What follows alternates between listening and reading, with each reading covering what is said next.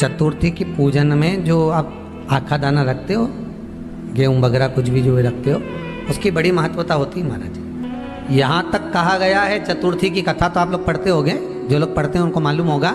चतुर्थी की कथा में लिखा है, चौथ माता के व्रत में वर्णन किया गया है कि वो आखा दाना जो रखा जाता है, मान लो कोई जरूरी काम होता है तभी आखा दाना को रखा जाता है, संभाल के रखते हैं कि हम इस काम के लिए जा रहे हैं और हमारा ये कार्य सफल होना चाहिए।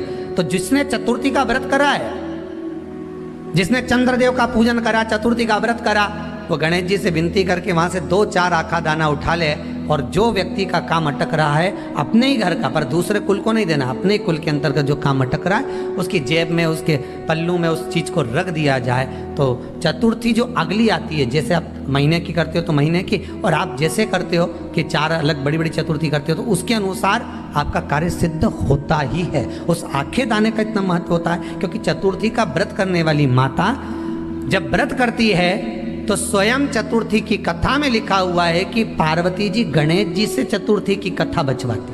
तो चतुर्थी की कथा जब होती है तो उसको स्वयं गणेश जी बाच रहे हैं। तो व्रत कौन सुन रही है? माता पार्वती। और आपने जो आखा दाना लिया वो गणेश जी के भाव से लिया, गणेश जी से निवेदन करके, विनय करके, प्रार्थना कर उसको प्राप्त किया। तो जिनकी यहाँ संपदा की कमी होती है, वैभव की कमी होती है, लक्ष्मी की कमी होती है, प्रतिष्ठा की कमी होती है, धन की कमी होती है, उसके लिए बुधवार के दिन अगर शंकर पर 1 लोटा पानी चढ़ाया जाता है तो जिन लड़कियों का विवाह नहीं हो रहा, जिन बच्चों का विवाह नहीं हो रहा, उन बच्चों के भी विवाह हो जाते हैं। हमारा वृद्धि से मतलब होता है जिस कन्या या वर का विवाह नहीं होता, 40 साल हो गए या 30 साल हो गए, या जब 28 के बाद में लड़का लड़की क्रॉस हो जाए कि 29 में, 30 में, 32 में, 34 में, 40 तक पहुंच गए और विवाह नहीं हो रहा है, तब बेलपत्री के जो पेड़ होता है, वृक्ष होता है, उस वृक्ष की जो डाली होती है, उस डाली के मनकों से जो माला बनती है, बाजार में भी मिल जाती है बेल की माला, उस माला को भगवान शंकर को समर्पित कर कर बेलपत्री के वृक्ष के नीचे बैठ कर भगवान शंकर का पंचाक्षर मंत्र का जाप करना है। कौन सा मंत्र है? पंचाक्षर। पंचाक्षर मंत्र कल बताया था, नमः शिवाय। अगर रसोई घर से भोजन में तुलसी डलकर अगर ठाकुर जी के सामने वो थाली रखी तो ये पक्का है वो थाली ठाकुर जी नहीं जीमेंगे, क्योंकि उसमें तुलसी रखी हुई आई है। हाँ, जब ठाकुर जी के सामने थाली रखा गई और तुमने थाली रखने के बाद में मंदिर के सामने बैठ के फिर तुलसी डाली तो ठाकुर जी उसको स्वीकार कर लेते हैं। क्यों? क्योंकि 33 करोड़ देवी देवता एक जगह पर विराजमान हैं। जब हम थाली रखते हैं, प्रथम देव उस भाग को ग्रहण कर ले। जब तक तुलसी डालते हैं, प्रथम देव अपनी दृष्टि हटा लेते हैं। समय होता है, एक टाइम होता है, एक पल होता है, एक घड़ी होती है कि गणेश जी महाराज हमारे घर में आ गए। गणेश जी की सबसे पहली जो आरती हो, उस आरती के समय पर अगर धूप बत्ती जलाई जाए या गोबरी को जलाकर उसमें गूगल छोड़ी जाए और गूगल छोड़ने के बाद गणेश जी का नाम ध्रुम वर्ण कह दिया जाए तो गणेश जी को तुम्हारे घर की पूजा स्वीकार करना पड़ती है। बस वो समय हम जानते। हम तो बस उतना जानते हैं कि शिव महापुराण में लिखा और मुद्गल पुराण में लिखा, गणेश पुराण में लिखा, गणेश जी का एक नाम होता है ध्रुम वर्ण। क्या नाम है? ध्रुम वर्ण गणेश जी का एक नाम होता है। जब हम धूप जलाकर और धूप लगाने के बाद में गणेश जी की सबसे पहली आरती करने के पहले अगर हम सबसे पहली आरती गणेश जी की कर रहे हो, अपने घर में स्थापना कर रहे हो, बिठा रहे हो, और तुम चाहते हो कि गणेश जी मेरे घर में आके मेरी पूजा को स्वीकार करें और जो मांगू मेरा गणेश मुझे दे 10 दिन के अंदर, तो पहला नाम लेकर पुकार लेना ध्रुम वर्ण विनायक, बैठो, बस काम हो गया। वो फिर ही होकर आता। सुंदर जोड़ी थी शंकर और पार्वती की, सही है कि गलत है? कभी नहीं झगड़ते थे। इसलिए पृथ्वी पर ना तो लक्ष्मी जी के व्रत हैं, ना ब्रह्माणी के व्रत हैं, ना इंद्राणी के व्रत हैं। अगर पूरी पृथ्वी पर सबसे ज्यादा व्रत किसके हैं? माता पार्वती। तीज का व्रत किसका? पार्वती का। चतुर्थी का व्रत किसका? पार्वती का। चौथ का व्रत किसका? पार्वती का। छठ का व्रत किसका? पार्वती का। जितने व्रत है सब माता पार्वती। गणेश जी मैया को प्रसन्न करने के लिए अष्ट रूप में धारण करते हैं। 8 रूप भगवान गणेश जी ने धारण किए। एक मयूरेश्वर गणेश, दूसरा सिद्धि विनायक, तीसरा बल्लालेश्वर, फिर वरद विनायक, फिर चिंतामणि, फिर गिरजात्मज, फिर भगवान गणेश विघ्नेश्वर अष्ट विनायक, फिर महागणपति। ऐसे गणेश जी के अष्ट नाम हुए। उस समय तिजोरी के अंदर जो गणेश की प्रतिमा रखी जाती है किस नाम से रखी जाती है? तो तिजोरी में हम जो गणेश की प्रतिमा रखते हैं वो वरद विनायक के नाम से रखते हैं। कौन सा गणेश? वरद। वरद विनायक के नाम से तिजोरी में गणेश रखते हैं। और वरद विनायक के नाम से गणेश जी तिजोरी में रखाते हैं। आपको कथा में कहा था घर में सीधी सूंड का गणेश और व्यापार व्यवसाय ऑफिस में उल्टी सूंड का गणेश होना चाहिए। वरद विनायक को तिजोरी में। जब मकान का गृह प्रवेश होता है तो गणेश जी की पूजन जो दरवाजे पर करी जाती है उसे सिद्धि विनायक गणेश कहते हैं। कौन सा गणेश? सिद्धि विनायक। जब हम घर में शुभ कार्य हो, बंदर बाल लगाएं, कोई दरवाजे पर शुभ लाभ लगाएं या स्वस्तिक बनाएं या माताएं दरवाजे पर रंगोली डाले तो उसी समय पर सिद्धि विनायक के नाम से रंगोली डालना चाहिए। तो घर में लक्ष्मी बढ़ती है, सिद्धता बढ़ती है। याद रखिए, कभी भी गणेश जी को, मिट्टी के गणेश जी लाते हो भादो महीने में, तो विसर्जन करो तो विसर्जन के समय पर 2 बिंदी, एक कंकु की एक हल्दी की, दीवार पर जरूर लगा देना चाहिए। क्यों?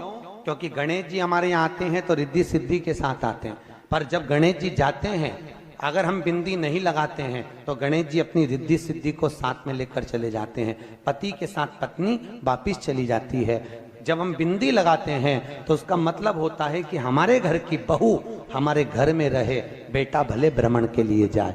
तो गणेश जी जाते हैं, रिद्धि सिद्धि घर में रह जाती है। इसलिए रिद्धि सिद्धि को घर में रखने के लिए 2 बिंदी लगाना चाहिए, एक कुंकू की एक हल्दी। रिद्धि सिद्धि।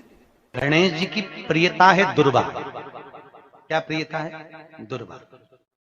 कितनी दुर्वा गणेश जी को समर्पित करी जाती है? मात्र 5। कितनी? आज के जमाने में लोग गट्ठा बनाकर चढ़ा दें, वो अपनी जगह पर 5 दुर्वा पंचम इंद्रियों को वश में करने के लिए और भगवान के 5 जो स्वरूप हैं उनको अपने भीतर उतारने के लिए 5 दुर्वा। और दुर्वा में भी 3 गांठ।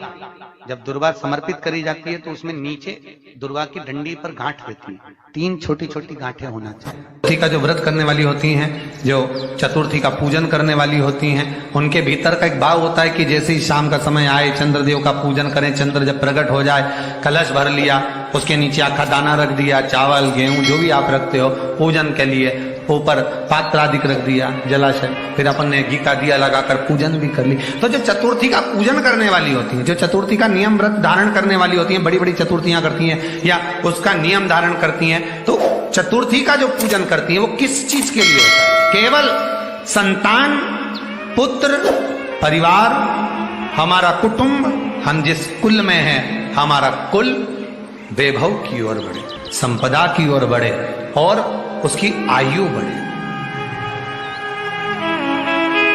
उसकी आयु बढ़े, वैभव बढ़े। बहुत ध्यान दीजिएगा महाराज। चतुर्थी की पूजन में जो आप आखा दाना रखते हो, गेहूं वगैरह कुछ भी जो रखते हो, उसकी बड़ी महत्वता होती है महाराज। यहां तक कहा गया है, चतुर्थी की कथा तो आप लोग पढ़ते होंगे, जो लोग पढ़ते हैं उनको मालूम होगा। चतुर्थी की कथा में लिखा है, चौथ माता के व्रत में वर्णन किया गया है कि वो आखा दाना जो रखा जाता है, मान लो कोई जरूरी काम होता है तभी आखा दाना को रखा जाता है, संभाल के रखते हैं कि हम इस काम के लिए जा रहे हैं और हमारा ये कार्य सफल होना चाहिए। तो जिसने चतुर्थी का व्रत करा है, जिसने चंद्रदेव का पूजन करा, चतुर्थी का व्रत करा, वो गणेश जी से विनती करके वहां से 2-4 आखा दाना उठा ले और जो व्यक्ति का काम अटक रहा है अपने ही घर का, पर दूसरे कुल को नहीं देना, अपने ही कुल के अंतर्गत जो काम अटक रहा है उसकी जेब में, उसके पल्लू में उस चीज को रख दिया जाए। तो चतुर्थी जो अगली आती है, जैसे आप महीने की करते हो तो महीने की, और आप जैसे करते हो कि 4 अलग बड़ी बड़ी चतुर्थी करते हो तो उसके अनुसार आपका कार्य सिद्ध होता ही है। उस आखे दाने का इतना महत्व होता है क्योंकि चतुर्थी का व्रत करने वाली माता जब व्रत करती है तो स्वयं चतुर्थी की कथा में लिखा हुआ है कि पार्वती जी गणेश जी से चतुर्थी की कथा बचवाती। चतुर्थी की कथा बाची किसने थी? स्वयं गणेश जी महाराज ने। और सुनी किसने थी? माता पार्वती। बाचने वाले गणेश जी थे, सुनने वाली माता पार्वती थी। तो चतुर्थी की कथा जब होती है तो उसको स्वयं गणेश जी बाच रहे हैं। तो व्रत कौन सुन रही है? माता पार्वती। और आपने जो आखा दाना लिया वो गणेश जी के भाव से लिया, गणेश जी से निवेदन करके, विनय करके, प्रार्थना कर उसको प्राप्त किया। जितने आस्था चैनल पर कथा सुन रहे हो, जितने फेसबुक और यूट्यूब पर सुन रहे हो, और जितने इस छत्तीसगढ़ की पावन धरा पर बैठकर सुन रहे हो, बहुत सावधानी से सुनना। एक छोटा सा कपूर का टुकड़ा जब आरती में जलाया जाता है तो ये कपूर क्यों जलाते हैं? इस कपूर का महत्व क्या है? इस कपूर का कारण क्या है? ये कपूर है कौन जिसको हम आरती में जलाते हैं? क्या जरूरत इस कपूर को आरती में जलाने की? क्या जरूरत इसको यज्ञशाला में जलाने की? क्या जरूरत है इस कपूर को पूजन में जलाने की? स्वयं गुरु बाबा कहते हैं यदि कोई आरती में, पूजन में, घर में एक कपूर का टुकड़ा आरती के बाद में जब समर्पित करेगा तो उसको अश्वमेध यज्ञ का पुण्य प्राप्त हो जाएगा। अश्वमेध यज्ञ के पुण्य को पाने के लिए कपूर का टुकड़ा आज भी आरती में जलाया जाए।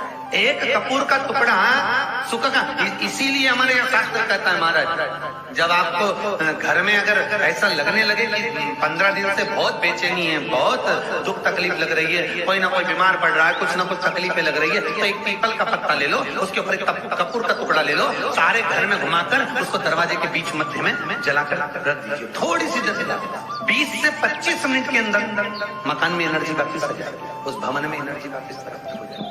20 से 25 मिनट के अंदर एनर्जी वापस। लग रहा है कि यहाँ नेगेटिव है तो उसको पॉजिटिव बनाया जा सकता है। रात को 12 बजे शंकर जी के मंदिर में शिवलिंग पर चढ़ी हुई बेलपत्री को उठाकर शंकर मंदिर का शिखर देखकर चबा चबा कर खा लीजिए। आपके पांव के घुटने बदलने की जरूरत नहीं पड़ेगी, ऑपरेशन की जरूरत